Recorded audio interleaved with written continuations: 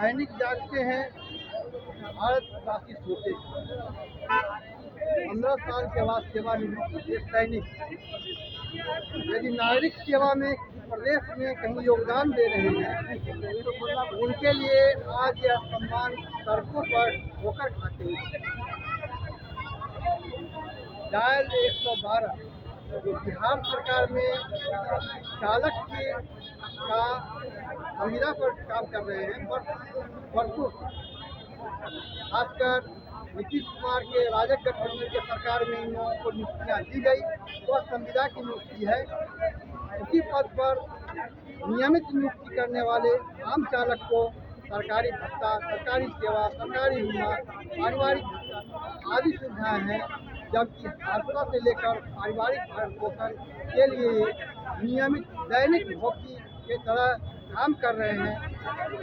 चुनाव के पहले इन लोगों का बड़ा धरना 1 महीना जारी है और धरना में इन्होंने राजग घटक के जनता दल यूनाइटेड आज भाजपा कार्यालय पर प्रदर्शन कर रहे हैं।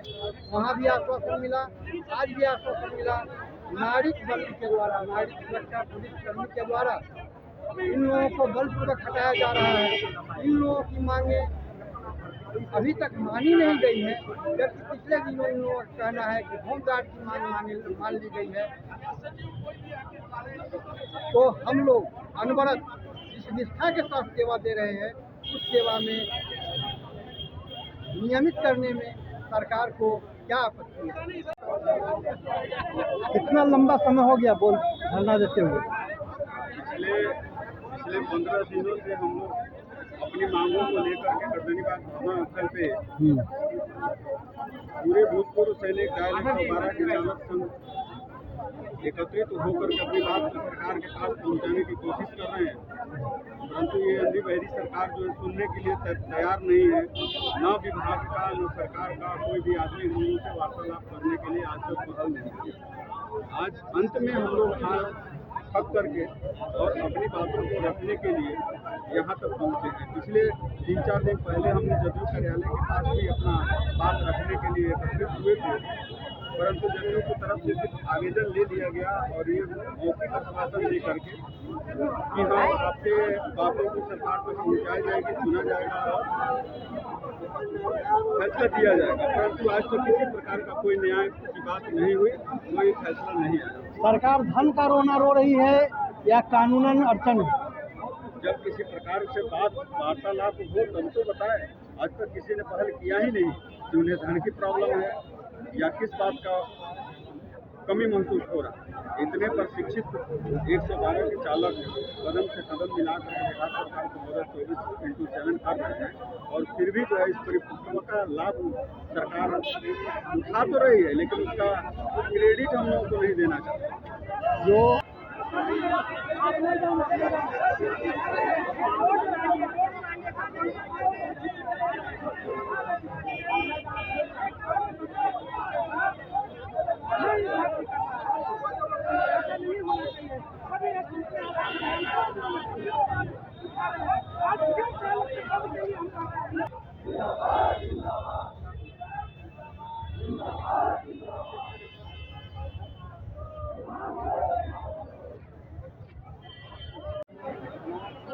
या इधर आ जाएगा, या इधर आइएगा ना।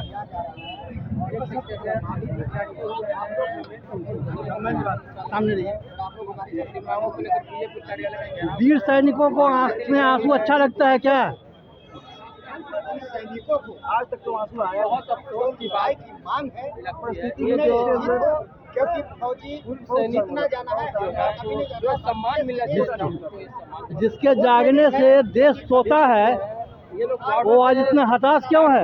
तो हम लोग देश में सोते हैं। हमारी छोटी सी मांगे थी, उनके साथ इस तरह से बात नहीं देगी। अभी तो हटाने के लिए महिला बुलाया जाता है, अभी आपको नहीं मारा गया, महिला पुलिस का यूज किया जा रहा है, हम लोग को चलाया जाता है ताकि शारीरिक सरकार से मांगे सभी धारा सरकार से मांगे राष्ट्रकर्मी का दर्जा। इन लोगों का मांग जायज है, पर सरकार के नज़र में यह नाजायज क्यों है या आफत क्यों है, यह तो सरकार का कोई प्रतिनिधि बताएगा, लेकिन वो भी आने के लिए तैयार नहीं है। महिला बल को तैनात करके महिला बल के द्वारा ठोकरों में रखना क्या फौजियों को उचित था? सदस्य वहाँ गए थे डीएम साहब से मिलने के लिए।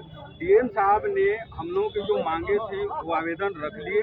हम लोगों के सामने डीएम साहब ने उस पर सिग्नेचर किया और ये आश्वासन दिया कि आज की रात्रि में सीएम साहब से वो डायरेक्ट जो हमारी बातों को रखेंगे और आप लोगों की मांगे जायज़ हैं, हर एक मांग को उचित है और सीएम साहब के पास रख करके उसके भरोसे को पूरा किया जाएगा, आप लोगों की मांगों को पूरा किया जाएगा। इस आश्वासन के आधार पे हम लोग यहाँ से डीएम साहब से मिलने गए थे और डीएम साहब के आश्वासन के आधार पे हम लोग यहाँ पे पहुँचे हैं। वहाँ पे जो भी बातें हुई थी, यहाँ पे जिस प्रकार से प्रशासन के द्वारा हमारे साथ हुआ था, एक जवान का मोबाइल रख लिया गया था, हमने डीएम साहब को वो बातें बताई। डीएम साहब ने आश्वासन दिया कि किसी भी जवान के ऊपर किसी प्रकार का प्रशासनिक कार्रवाई नहीं होगा और जिस जवान का मोबाइल लिया गया है तुरंत अभी के अभी जो है उनको मोबाइल रिटर्न किया जाएगा। इस आश्वासन के आधार पे हम लोगों ने यहाँ तक पहुँचे। ठीक है, आगे आप लोग क्या रणनीति तय करेंगे?